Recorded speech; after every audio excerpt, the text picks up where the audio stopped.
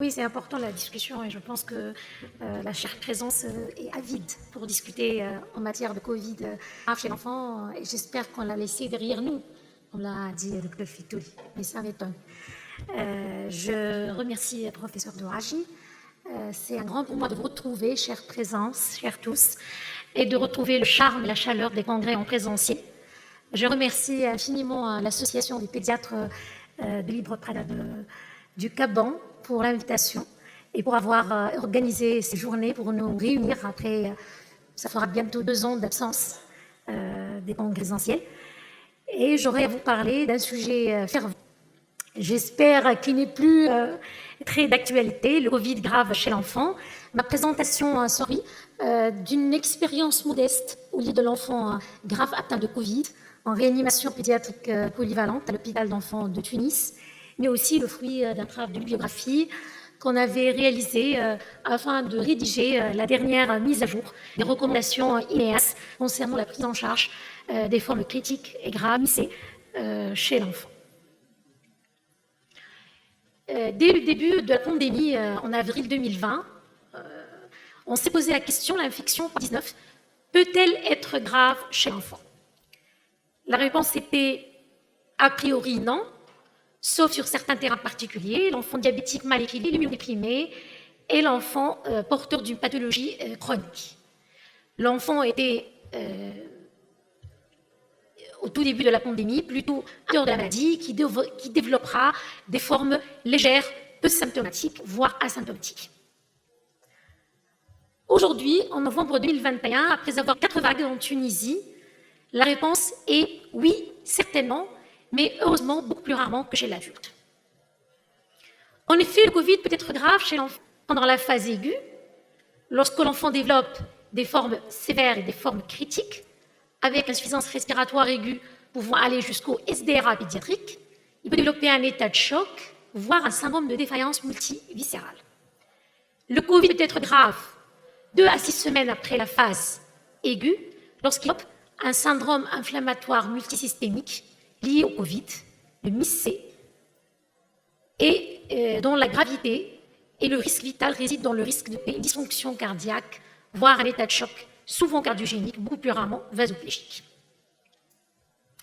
Voici la classification OMS de la sévérité de l'infection au Covid, qui est classée en 5 classes, allant du stade de l'enfant asymptomatique, qui va être découvert à l'occasion d'une enquête de dépistage dans l'entourage d'un sujet infecté, jusqu'aux formes sévères et critiques, qui représentent le Covid grave, les formes sévères étant caractérisées par une désaturation en oxygène ambiant, une polypnée, une détresse respiratoire sévère avec gênement, signe de lutte marquée et apnée intermittente, et des symptômes systémiques avec léthargie, convulsion et déshydratation.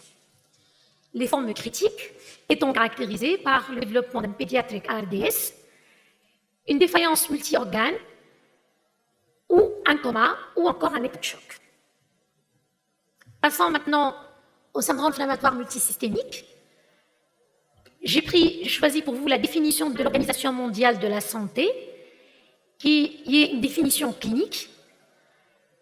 Le syndrome étant défini par l'association de 5 critères qui se prolongent au-delà de 3 jours chez un enfant âgé de moins de 19 ans, un syndrome inflammatoire biologique, l'exclusion d'une infection bactérienne, un sepsis, un toxic shock syndrome streptococcique ou staphylococcique et une infection par SARS-CoV-2 confirmée ou probable devant la notion d'un contact. Mais aussi 2 critères parmi les 5 suivants, un rash, une conjonctivite ou une atteinte cutanéo-muqueuse, une hypotension ou un état de choc, des signes digestifs, vomissements, diarrhée, douleur abdominale, et une atteinte cardiaque et une coagulopathie. Le Covid est grave lorsqu'il est associé à une atteinte cardiaque, à une dysfonction cardiaque objectivée à l'écho doppler cardiaque, voire un choc cardiogénique, on en a vu en réanimation. Je sais que vous êtes avide de chiffres. C'est pour ça que je vais vous donner quelques chiffres d'épidémiologie, aussi bien dans le monde que dans le service où je travaille, en réanimation pédiatrique à l'hôpital d'enfants. Concernant déjà l'enfant infecté par le Covid, les formes sévères critiques, il y a très peu de publications dans la littérature mondiale. Très peu de littérature, et on est plutôt des séries de cas avec des effectifs très faibles. J'ai choisi pour vous les 3 séries les plus larges. La série américaine, la série espagnole et la série française. La série américaine est une étude multicentrique qui a été réalisée dans 46 services de réanimation pédiatrique américains de l'Amérique du Nord. Et la série espagnole est une série aussi multicentrique qui a concerné 47 services de réanimation pédiatrique. La série française est une série monocentrique qui a concerné le service de réanimation pédiatrique de l'hôpital Necker-Enfants Malades. Ce sont toutes des séries publiées en 2020. Je n'ai pas trouvé de séries publiées en 2021. Je pense que les publications vont suivre le pic épidémique du variant Delta qu'on avait vécu fin de l'année, au milieu de l'année 2001. Ce sont des petites séries, la série la plus large étant la série américaine, 48 patients, avec un âge médian des patients inclus de 13 ans dans la série américaine, de 3,4 ans dans la série espagnole et de 6 ans dans la série française. Un taux de comorbidité élevé parmi les patients inclus et une défaillance respiratoire prédominante parmi toutes les défaillances respiratoires qui ont été observées, avec un taux de décès de 4% dans la série américaine, c'est le taux de mortalité le plus bas, un peu plus élevé dans les séries françaises, 5 sur 27, et espagnol, 3 décès sur 29. Qu'en est-il de notre service, la réanimation pédiatrique à l'hôpital d'enfants? Au fait, nous avons vécu les 4 vagues comme suit. La première vague, nous avons préparé notre protocole, nous avons préparé une unité d'isolement des patients Covid. Il n'y avait aucune admission pendant la première vague. Deuxième vague, c'était entre novembre et janvier, novembre 2020, janvier 2021. Nous avons vécu 3 observations, dont une grande diabétique, mal équilibrée, âgée de 15 ans, qui avait développé un SDRA sévère qui lui a coûté une hospitalisation en réanimation de 1 mois et demi. Et puis la troisième vague, c'était une seule observation, c'était le printemps 2021. Et puis la dernière vague, la vague qui a frappé le plus fort en Tunisie, aussi bien l'adulte que l'enfant, et qu'on a vécu intensément en réanimation pédiatrique. En effet, nous avons colligé 20 observations de Covid grave, critique, sur 1 mois et demi, entre juillet et mi-août. C'était pour la majorité d'entre eux des nourrissons, avec un âge médian de 47 jours, un taux de comorbidité de 1 enfant sur 4, 14 patients avaient un syndrome de détresse respiratoire aiguë selon la définition PALIC 2015. 18 patients ont nécessité pour la ventilation invasive. 4 décès sur les 20 et une durée médiane de séjour de 10 jours en réanimation. Qu'en est-il de l'épidémiologie du MISC dans le monde? Première description, c'était à Londres en mai 2020. Plusieurs séries de cas ont été publiées par la suite, avec une prévalence estimée à 2 000 enfants. La série la plus large, c'était la série espagnole. C'est la même étude multicentrique qui avait colligé les cas de Covid sévères et critiques. Et cette fois-ci, elle a colligé 45 enfants atteints de MISC avec un taux élevé de dysfonction cardiaque qui a concerné quand même la moitié des patients. Pourtant, aucun décès n'a été entré dans la série. C'est pour vous dire que moyennant un traitement précoce, le pronostic de la maladie est bon dans la majorité des cas. Et c'est ce que nous avons vécu également à l'hôpital d'enfants. En effet, nous avons publié 8 cas de MISC qu'on a colligés sur 1 mois, le mois de novembre 2020, et qui étaient âgés entre 4 ans. La dysfonction cardiaque a été observée chez 7 enfants sur les 8, le choc dans 3 cas, et il n'y avait aucun décès dans notre série. Par la suite, le nombre de MIS-C hospitalisés en réanimation a nettement diminué, puisque les pédiatres ont appris à poser le diagnostic tôt, a commencé le traitement modulateur et corticoïde à forte dose tôt, et donc on avait des formes de moins en moins sévères de MIS-C avec des dysfonctions cardiaques minimes qui étaient bien en pédiatrie avec de bons résultats. On est à 14 MIS-C en réanimation pédiatrique depuis le début de la pandémie. Y a-t-il essentiel pour la prise en charge du Covid grave chez l'enfant? On a fait un travail de bibliographie intense et on a trouvé essentiellement 4 références principales. Les recommandations de la Société européenne de réanimation pédiatrique et néonatale, publiées dans le Revue Pediatric Critical Care Medicine en 2021. Les recommandations de l'Organisation mondiale de la santé. Les recommandations d'experts de la Société de réanimation de langue française et du groupe francophone de réanimation d'urgence pédiatrique. Et les recommandations italiennes élaborées par un groupe de travail italien. Ce sont des recommandations qui se basent essentiellement sur une expérience et des avis d'experts. Parce que, comme nous le savons tous, les séries pédiatriques sont de fait effectif et sont pour pouvoir faire des études à large échelle et tirer des conclusions. En plus, il n'y a pas suffisamment de recul pour pouvoir faire ces études. Le fruit du travail sur ces recommandations a abouti aux recommandations INEAS que vous allez bientôt avoir entre les mains, qui seront bientôt publiées, commençant par la prise en charge des formes sévères et critiques de Covid. L'hospitalisation est systématique. Le transfert en réanimation sera indiqué devant une hypoxie sous oxygène, une polypnée importante, et là je vous demande à être vigilant surtout devant la polypnée superficielle avec mauvaise ampliation thoracique les jeunes récents, la détresse respiratoire sévère avec gênement signe de lutte marquée, les apnées intermittentes, le choc, le syndrome de défaillance d'organes. Chez les patients qui sont sous oxygénothérapie à haut débit en pédiatrie, le transfert en réanimation doit être anticipé car la dégradation peut être rapide. Nous l'avons vécu chez 2 patients. Et c'était vraiment une évolution très rapidement foudroyante avec passage en SDRA très hypoxie réfractaire qui a entraîné le décès chez une patiente. Quelles explorations chez le patient atteint infecté par en réanimation? Des explorations radiologiques. La radiothorax doit être systématique. Le scanner thoracique sera discuté au cas par cas, étant donné que c'est un examen qui nécessite un transport intra-hospitalier du patient, et donc lourd à réaliser, et comporte un risque d'exposition pour le personnel soignant. L'échographie pulmonaire peut servir dans certains cas, c'est un examen non invasif qu'on peut pratiquer au milieu du patient, si on a des mains expérimentées, et l'échographie cardiaque qui est surtout utile dans ce contexte pour guider le RH hémodynamique non invasif chez l'enfant Covid grave en état de choc. Et puis les explorations biologiques, en plus des examens biologiques qui sont demandés chez le patient hospitalo-pédiatrique, c'est-à-dire la PCR Covid, le bilan inflammatoire, la fonction hépatique, la fonction rénale, l'ionogramme sanguin, on fera une gazométrie, on complétera le bilan atoire par une ferritinémie, un dosage des enzymes musculaires, un dosage des enzymes cardiaques, troponine ou BMP si elles sont disponibles bien évidemment, et aussi le bilan inflammatoire sera complété par un dosage binaire. Je vais commencer par la prise en charge de la défaillance la plus fréquemment observée dans les formes sévères et critiques d'enfants infectés par le Covid, qui est la défaillance respiratoire. Bien évidemment, ça sera l'oxygénothérapie avec comme objectif de saturation une saturation supérieure à 94%. Selon la gravité, ça sera des lunettes simples, le masque à haute concentration ou l'oxygénothérapie à haut débit, qui est recommandée pour réduire le recours à la ventilation mécanique à des niveaux de preuve faibles à intermédiaires. Mais cette oxygénothérapie à haut débit nécessite une surveillance rapprochée de votre patient pour déceler à temps une détérioration être très rapide. Le débit initial, comme vous le savez, sera réglé selon le poids, avec un débit initial réglé à 2 litres par kilo par minute chez les patients de moins de 12 kg.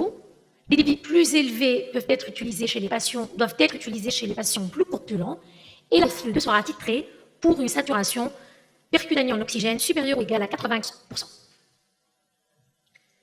Si l'enfant ne s'améliore pas ou s'aggrave au bout de 30 minutes à 1 heure d'oxygénothérapie à haut débit, le recours à une ventilation non invasive, ventilation invasive, sera discuté selon la sévérité de la détresse et selon les besoins de l'oxygène.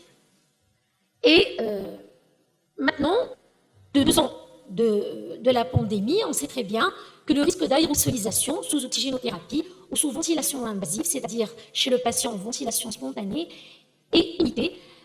C'est pour ça que le dogme de mettre un masque devant la bouche et les narines du patient systématiquement à chaque fois qu'il est en VS, qui n'est pas intubé, on ne l'a pas pratiqué en réanimation pour les patients qui ont été pris en charge durant la dernière vague, la 4e vague qu'on a vécue l'été.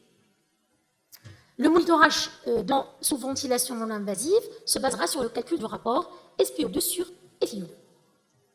Si votre rapport SPO2 sur FiO2 baisse en dessous de 221, votre enfant ne s'améliore pas sous ventilation non invasive, à ce moment-là, vous allez indiquer l'intubation et la ventilation invasive.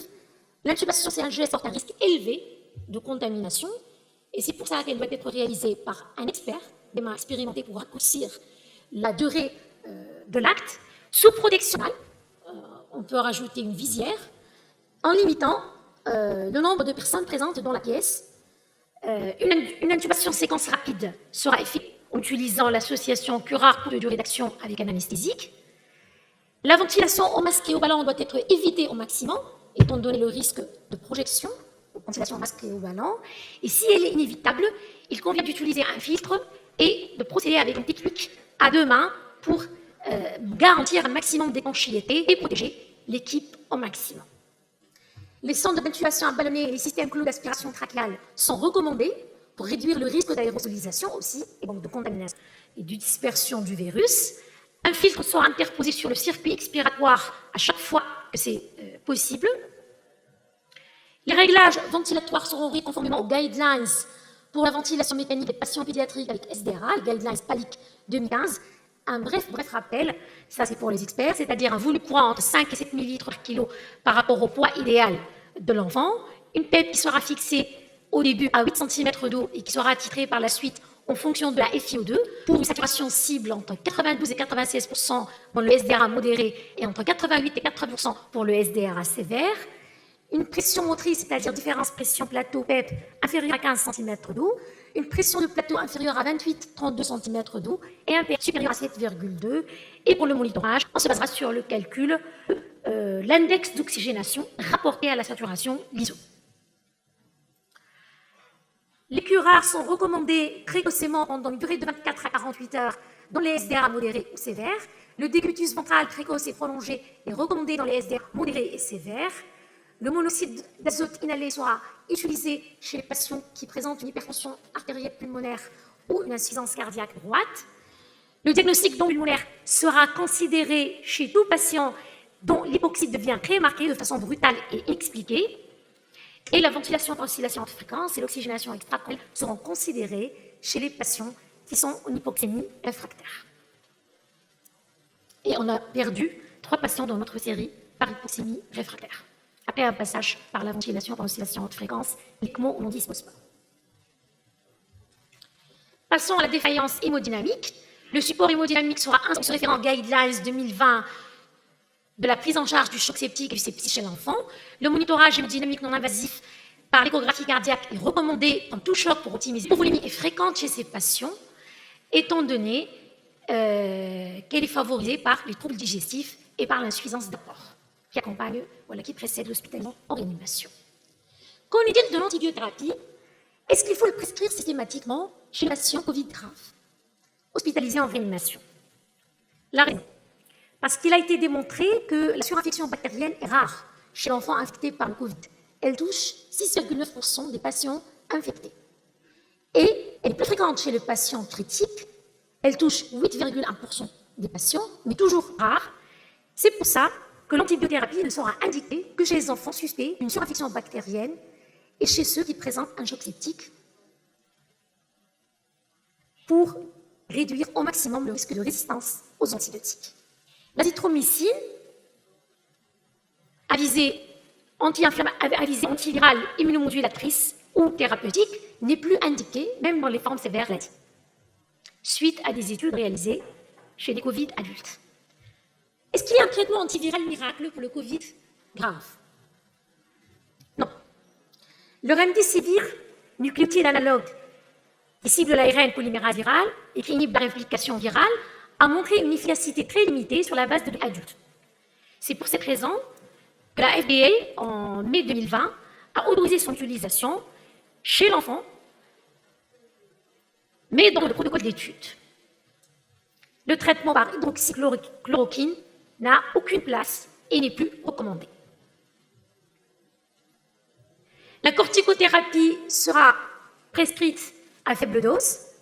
C'est recommandé pendant une durée de 10 jours ou jusqu'à la sortie de la réanimation, si l'enfant sort de la réa en 10 jours. Et la molécule qu'on a utilisée le plus en réanimation pédiatrique, c'était le Solumédol, en une seule dose journalière par voie intraveineuse, 0,8 mg par jour. Mais d'autres protocoles existent. Chez les patients choc septique, les modalités de la corticothérapie répondent aux guidelines du choc septique 2020. Un traitement par les anti-interleukines 1 peut être considéré chez les enfants atteints de SDRA dans un contexte d'hyperinflammation ou ou en cas de syndrome lymphocytaire. L'efficacité de l'interféron et des donneurs convalescents plasma n'a pas été prouvée dans la littérature et toujours sur des études adultes. Leur utilisation n'est pas recommandée et ne peut être envisagée que dans le cadre d'essais cliniques. J'arrive à la fin avec l'antithrombotique. Il est indiqué chez l'enfant en état critique qui présente au moins un facteur de risque d'une thrombose veineuse profonde ou des désimères sanguins élevés supérieurs aux 5 fois la normale et en l'absence de contre-indication. Ça sera une héparine de bas point moléculaire, l'énoxaparine, à dose prophylactique avec un suivi et une adaptation des doses par le dosage de la antidispar, comme vous le savez. Donc voici les facteurs de risque d'une thrombose veineuse profonde tels qu'ils sont apparus sur l'article phare qui a parlé du traitement thrombotique prophylactique chez l'enfant atteint de Covid en réanimation. Je ne peux pas parler d'enfants Covid grave sans parler de support nutritionnel qui va répondre aux recommandations habituelles de la prise en charge de tous les patients en réanimation, avec deux spécificités liées au Covid pour réduire le risque d'exposition, qui sont, on optera plutôt pour la cendrique que pour la sonde transpylorique, dont la durée de pause est plus prolongée, et on évitera de mesurer les résidus gastriques, parce que aussi c'est une maladie qui comporte un risque de contamination pour le soignant et qui n'a pas prouvé son efficacité. Et puis, aussi, sans oublier la prise en charge des autres défaillances d'organes que l'enfant Covid grave peut présenter, la défaillance neurologique, la défaillance rénale, et je vous renvoie aux recommandations de la Société européenne de réanimation pédiatrique et néonatale, Pediatric Critical Care Medicine 2021, si vous voulez des détails concernant la prise en charge des autres défaillances d'organes. Elle parle bien surtout de la prise en charge de la défaillance rénale. Je ne peux pas parler de prise en charge en Covid critique sans parler de la protection du personnel soignant qui doit porter des équipements de protection individuelle qui doivent être disponibles constamment dans le secteur d'isolement Covid et qui doivent être utilisés efficacement en suivant des protocoles d'habillage, des déshabillages pour minimiser les contaminations. Les patients Covid seront isolés en réanimation, de préférence dans des chambres avec pression négative, avec un staff dédié à la charge de ces patients, en réduisant le nombre de personnels présents au lit du patient et en rassemblant les tâches, en disposant de protocoles de soins bien clairs pour réduire la durée de temps passé dans la chambre du patient Covid et en limitant au maximum les visites des membres de la famille et en les remplaçant surtout chez le grand enfant par d'autres moyens de communication avec la famille qu'on avait essayé en réanimation, comme par exemple les appels au téléphone portable ou encore les appels sur Messenger. Passant à la prise en charge du MIS-C grave, quelles explorations?